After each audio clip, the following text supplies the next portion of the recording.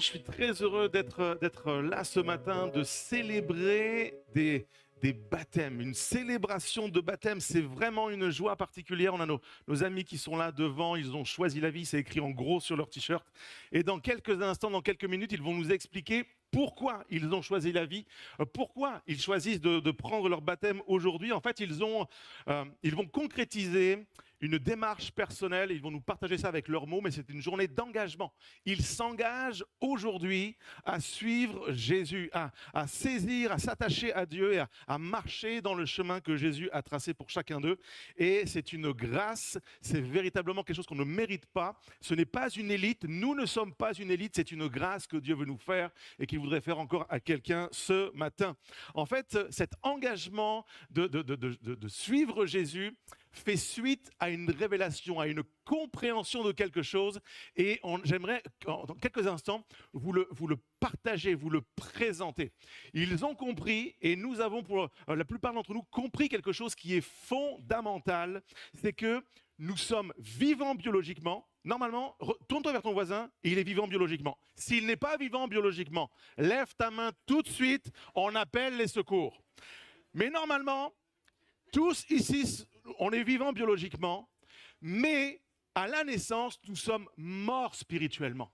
Et à cause de cette mort spirituelle qui est là, la vie n'a comme pas de sens et on essaie de combler notre vie de toutes sortes de choses. Et il y a un moment où on est exposé au message de l'Évangile, à l'existence de Dieu, le message puissant de la bonne nouvelle d'un Dieu qui nous aime et qui l'a manifesté de manière extraordinaire. Et on le comprend, et quand on le comprend, poum, ce qui était mort se met à vivre.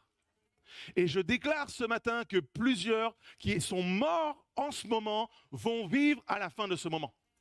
Je le crois de toutes mes forces parce que c'est l'expérience que nous avons eue, c'est ce qu'il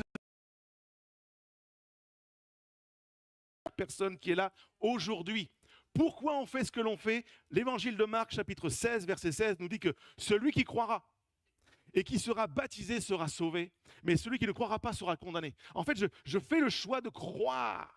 C'est une démarche personnelle, c'est un engagement de quelqu'un qui dit « je choisis de croire » et c'est ce qui m'amène à entrer dans le baptistère et à prendre le baptême aujourd'hui. Et c'est ça que nous célébrons ce matin. Je ne sais pas, l'église, vous êtes là, l'église Providence? Quelques personnes?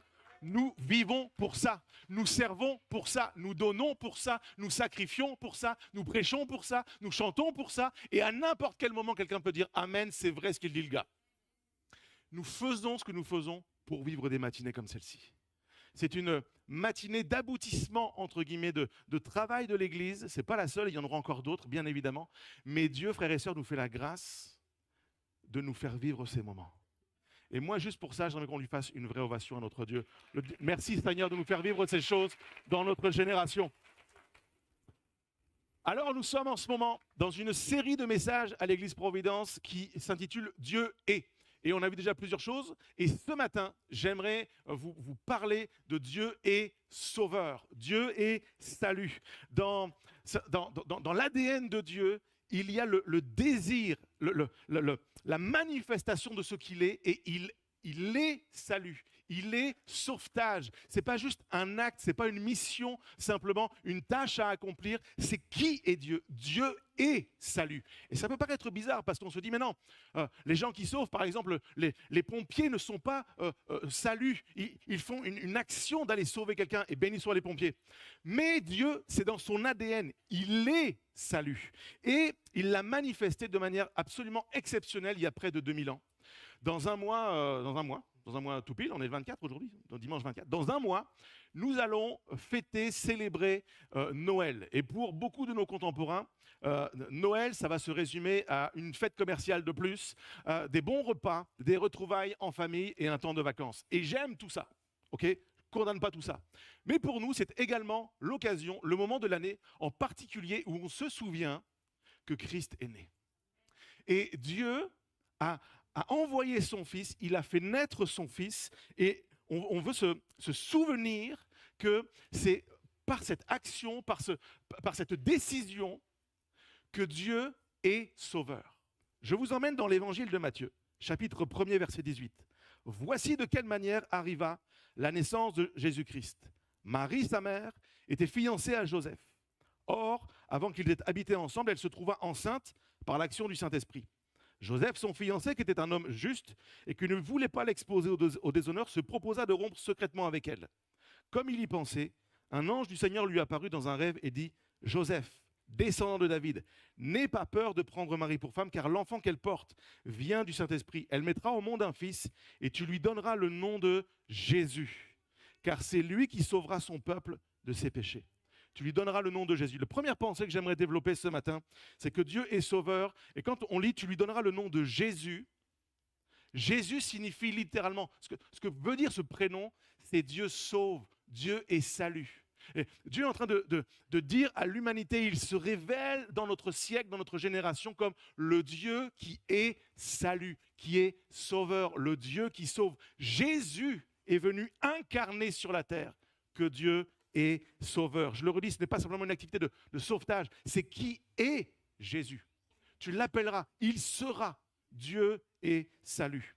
Le mot salut, dans le texte original, le Nouveau Testament a été écrit en grec. Ce mot salut, sauver, sauvetage, ce mot, en fait, en grec, c'est le mot sozo. Et sozo se traduit par sauver, garder quelqu'un d'un péril ou d'un préjudice, préserver quelqu'un de la destruction, sauver quelqu'un de sa souffrance, guérir et libérer. Jésus est celui qui est venu pour que nous soyons sauvés, préservés de la destruction, guéris de nos souffrances, de nos blessures et libérés. En fait, peut-être que tu ne le sais pas, mais tu veux de Jésus. Nous aspirons tous à être sauvés d'un préjudice dont on n'a peut-être même pas conscience, d'un péril dont on n'a pas conscience. Nous aspirons tous à être libérés, à être guéris de nos souffrances. Je connais personnes qui disent « Non, non, moi mon programme de vie, je veux souffrir, je veux aller dans le mur, je veux être détruit. » Nous aspirons tous à Jésus.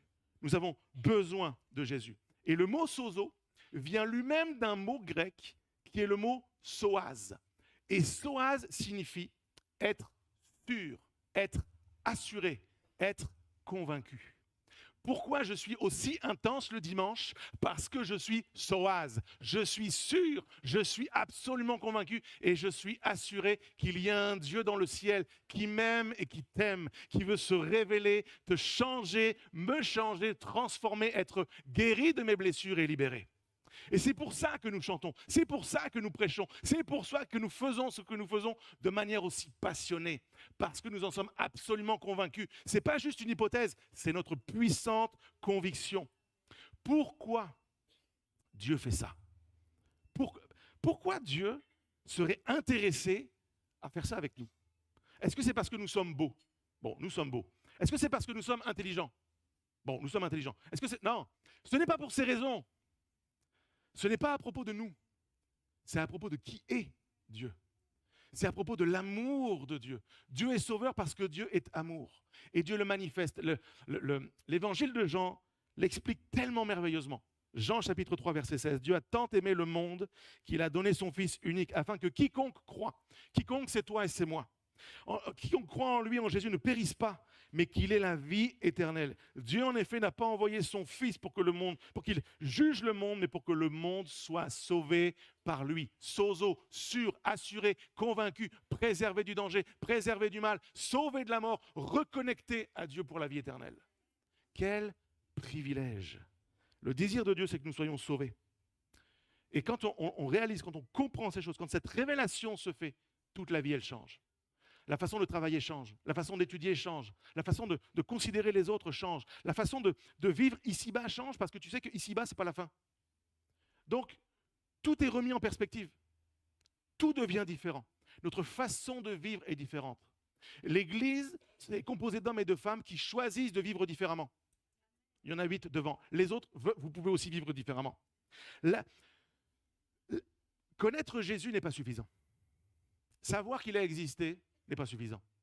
En fait, je comprends que savoir que Jésus a existé, c'est une chose, mais je choisis d'être en phase, aligné sur le fuseau horaire du ciel. J'ai écrit ceci: la vie éternelle n'est pas seulement de connaître Jésus, mais d'être réconcilié avec lui. C'est l'accueillir, vivre avec le Dieu qui sauve.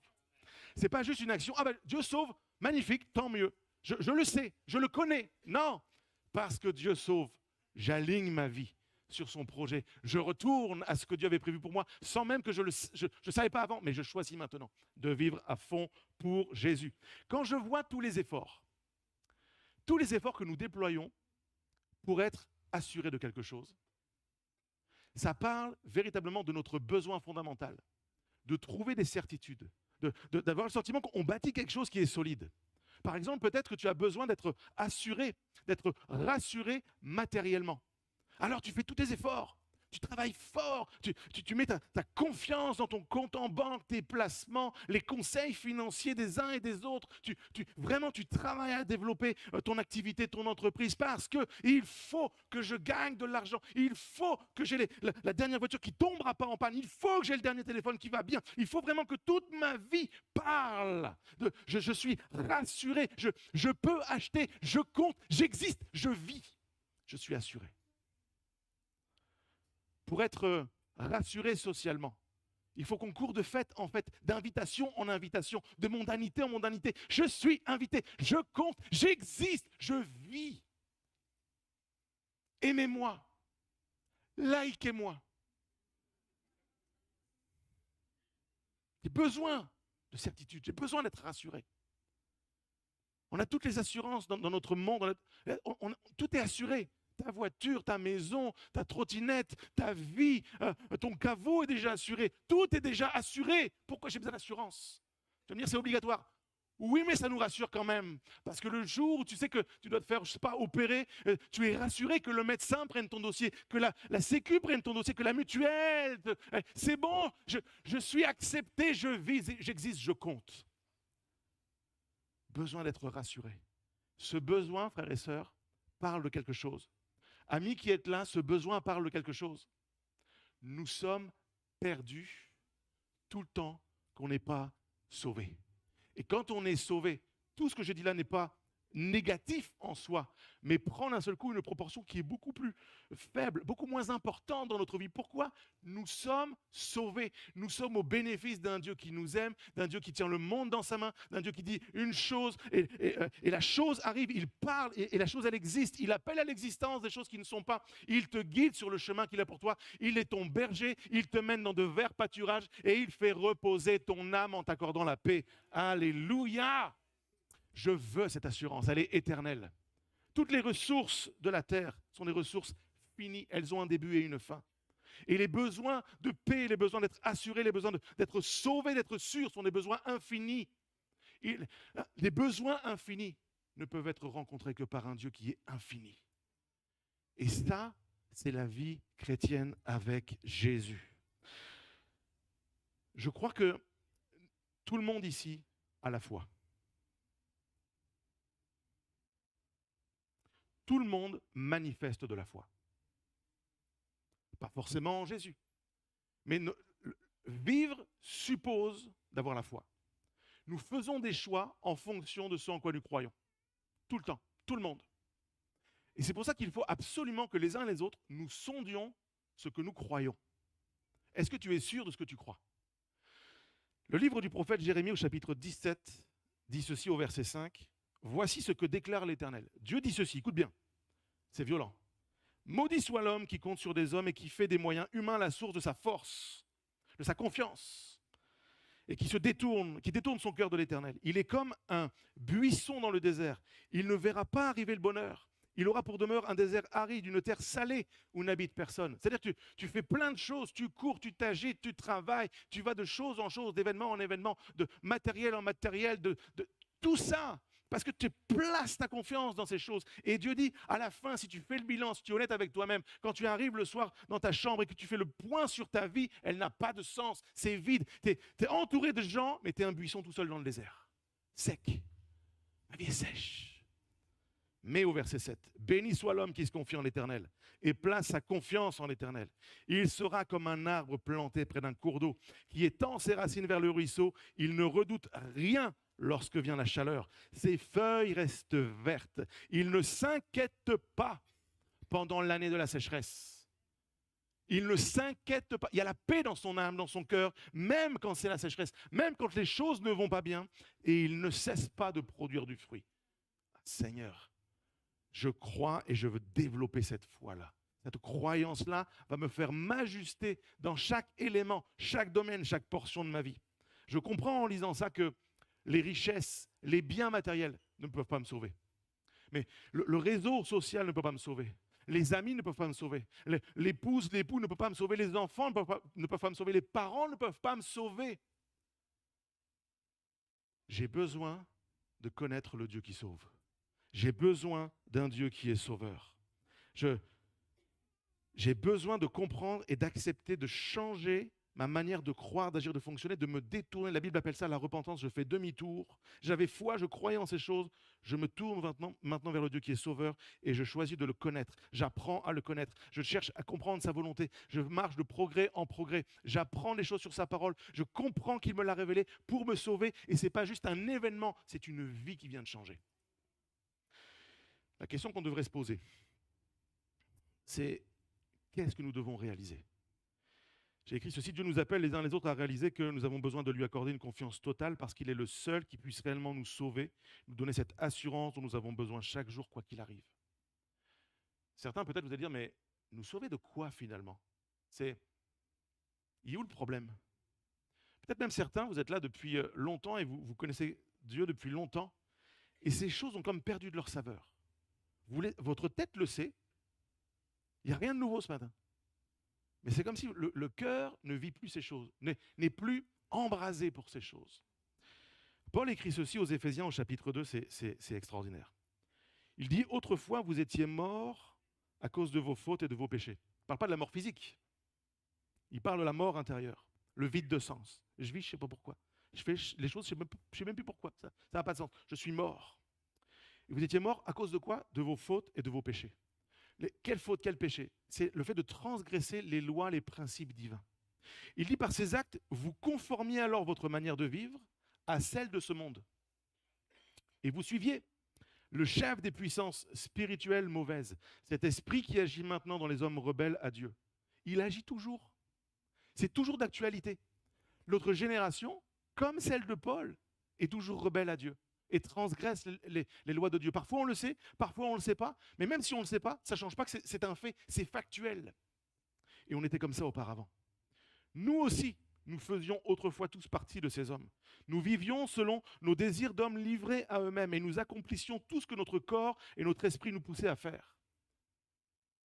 Aussi étions-nous par nature destinés à subir la colère de Dieu comme le reste des hommes. Je veux comprendre que, en fait, je ne peux pas vivre et je ne choisis pas de vivre comme tout le monde dans ce siècle. Pourquoi? Parce que ça me conduit à la séparation d'avec Dieu, la mort intérieure. Et si quelqu'un le réalise ce matin, c'est encore possible de faire demi-tour. Verset 4, pourquoi? Parce que Dieu est riche en bonté.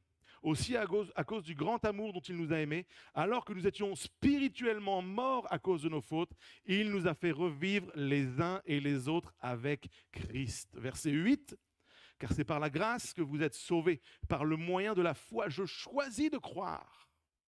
Cela ne vient pas de vous, c'est un don de Dieu. C'est extraordinaire. Ce n'est pas le fruit d'œuvre que vous auriez accompli. Personne n'a donc de raison de se vanter.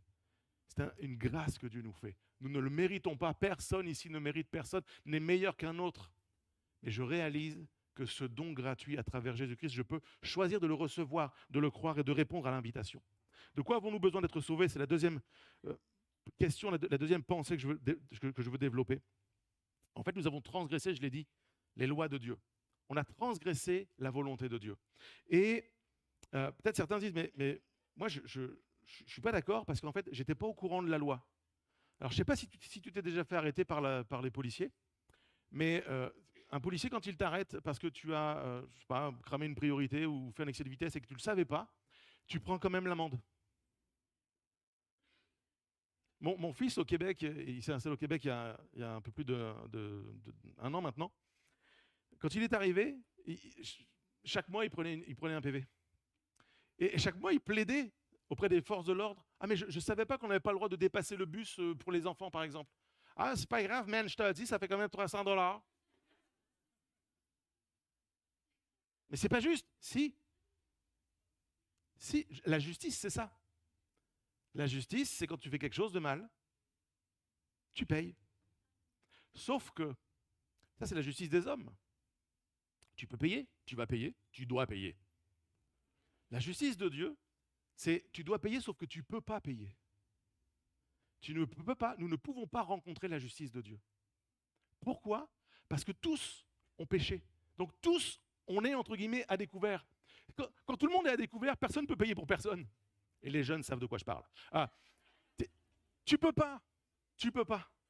Eh bien, dans la vie, on est tous à découvert parce qu'on est tous morts spirituellement. Celui qui était vivant spirituellement, c'était Jésus. C'est le seul qui pouvait payer et il t'aime grand comme ça et il te dit, j'ai payé pour toi, pour incarner, manifester que Dieu t'aime, que Dieu est justice et que Dieu te sauve de la colère, du fait d'avoir transgressé ses lois. Jésus est venu manifester, incarner que Dieu t'aime, que Dieu m'aime, que Dieu sauve et qu'il nous rachète de notre ancienne manière de vivre. Et c'est pour ça qu'on choisit de changer de mode de vie.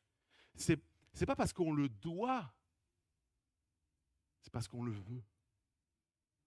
Je veux manifester ma reconnaissance à Jésus en choisissant de vivre différemment d'avant. Il y a un avant, il y a un après. Et nos amis qui sont là aujourd'hui vont le dire avec leurs mots, avec leur histoire. Il y a un avant Jésus et il y a maintenant un après. Et je vais choisir de marcher et je vais le concrétiser en prenant le baptême ce matin. J'ai écrit ceci, Jésus est mort pour que nous vivions. Il a donné sa vie pour la nôtre et il l'a fait parce qu'il incarne que Dieu sauve.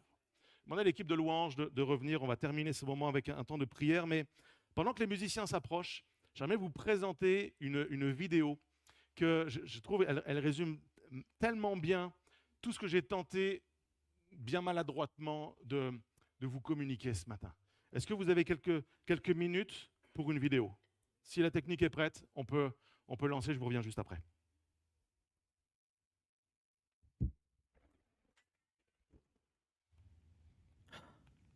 Toi, regarde tes yeux, regarde-les, étincelants, colorés.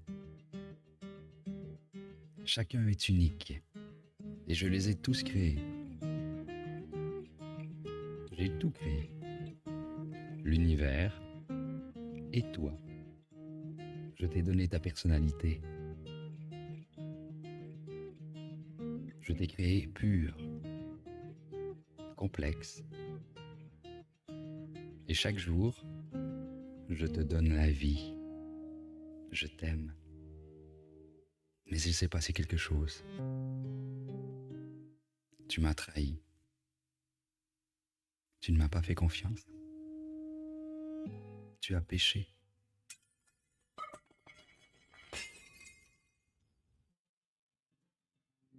Tu t'es détaché de moi. Et même si tu vis, tu meurs à petit feu. Tu te tournes vers autre chose.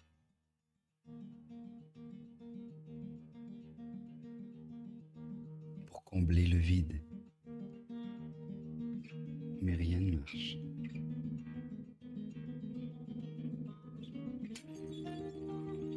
Tout cela te tue encore plus vite. Et cela nous sépare de plus en plus.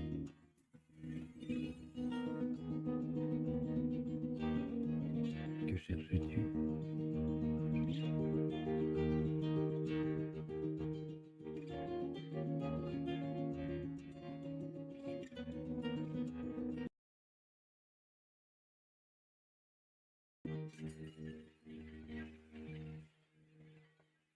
Je ne veux pas que tu meures. Je t'ai créé, non pour que tu sois détruit, mais pour que tu me connaisses. Alors je suis devenu comme toi.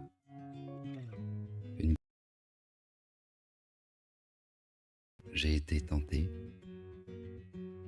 mais je n'ai jamais péché. Je suis venu te sauver. Tu as tellement péché.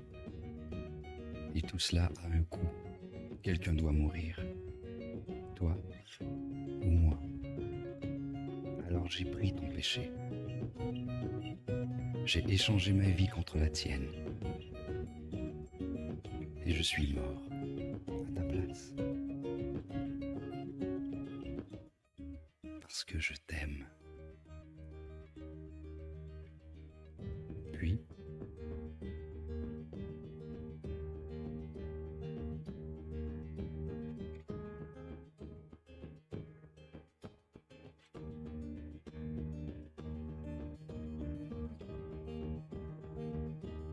Je suis ressuscité des morts.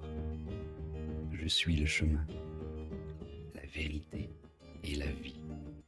Je suis Jésus. Je ne te condamne pas. Je suis venu te ramener à la vie. Fais-moi confiance. Je te pardonnerai et te donnerai la vie éternelle. Je t'aime. Et j'ai fait tout cela pour avoir une relation personnelle avec toi. Amen.